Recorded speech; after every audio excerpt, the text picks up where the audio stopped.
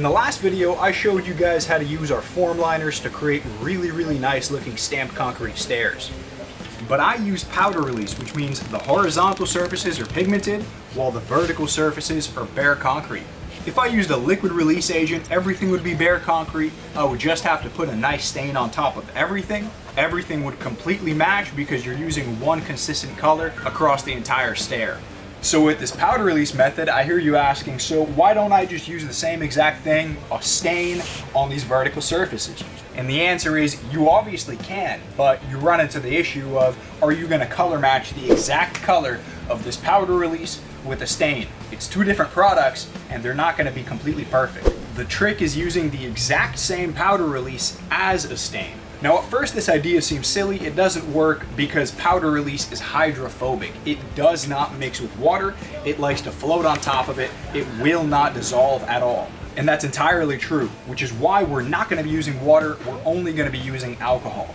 You could use either isopropyl alcohol, denatured alcohol, even acetone works with this. It'll dissolve that powder release and give you a liquid staining agent you can put on here. Here I've got some 99% denatured alcohol. All I have to do is put that powder release in there, mix it up, and look how easily that dissolved. If you added too little pigment like I did, I want to make it a little darker, so I'm going to add more. But if you added too much pigment, just add more alcohol. Now before I start using this as a stain and start brushing it onto those vertical surfaces, I want to make sure that the concrete is completely wet. It is more or less damp, but I want it completely saturated with water. The reason being, when it's wet, it's closer to the final appearance of what it's going to look like when I have the sealer on there. And now I'm ready to start using our stain. And you can see it's automatically starting to get into those accents, give it some nice highlights, and it's matching the existing color of that horizontal surface to the vertical surface. And I didn't have to play around, oh, is this stain gonna look better?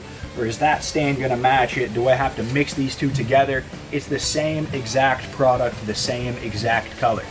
Keeping that concrete wet and saturated also helps the color kind of spread around. It keeps it lubricated so it doesn't immediately penetrate into the concrete and give you a really blackened or really pigmented surface. Instead, the stain finds a way to get into the cracks and crevices of the concrete, acting more like an accent the same way that the powder does when used normally. And when you have the concrete wet, it also helps with the cleanup. If there's any spillage like this, all I have to do is wipe it off with my hand and it's perfectly fine.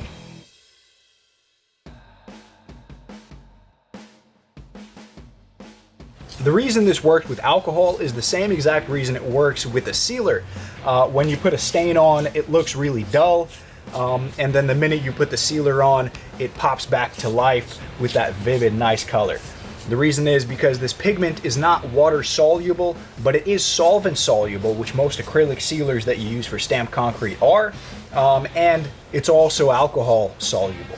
Now on this point, I've seen a lot of guys do this, where they'll mix the powder release directly inside of the sealer. And that does work, but I just feel that doesn't give you enough control. If you don't like the way that it turns out, you get what you get and you don't get upset, almost like a acid stain, where it's a basically permanent thing. The homeowner doesn't like it or you don't like it, and you can't really change it without stripping off that sealer completely and starting all over again. But with this, all you gotta do is wipe it down once it dries with either water or alcohol, and it'll get right back to the original form, and you can start over again. If you added too much or too little, you can get it to the way that you like it.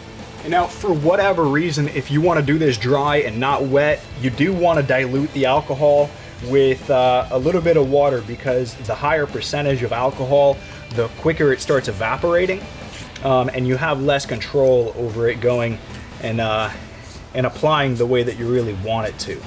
Again, if you can, always do it with a moistened concrete, with wet concrete, because it looks more natural. But if it's not an option, then what you have to do is you have to dilute the alcohol with maximum 50% water. Don't go any more water percentage than 50%, because otherwise that powder really starts acting funny again. Alright, so the stamp is completely dry, ready to be sealed, but the vertical surfaces still look a little bit dusty and monotone, but all you have to do is literally just a quick wipe with a gloved hand and it starts matching the rest of this two-tone appearance a lot better.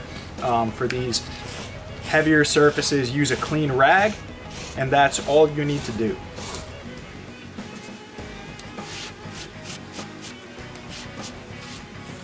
And the same exact concept applies to any of these drips. A small wipe with a dry brush or a dry cloth and it's completely gone. And here's that immediate color popping effect you get from our acrylic solvent-based sealers. The beautiful accents coming out from that powder release, used as both powder release and as a stain. See, it looks a lot more natural than any type of stain that you're trying to color match would look. This is the best way, hands down, to do it. Especially better than putting it into the sealer, because this is very user-friendly. If you get it wrong, it's a lot easier to fix.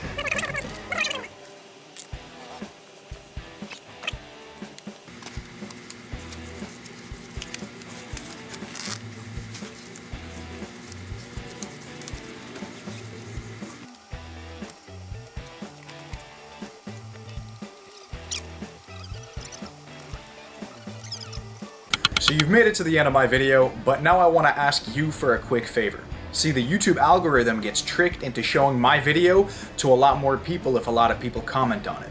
So criticize me, praise me, or just ask a question. As long as you leave a comment, I'm going to appreciate it a lot. Thanks for watching, and stay tuned for the next video.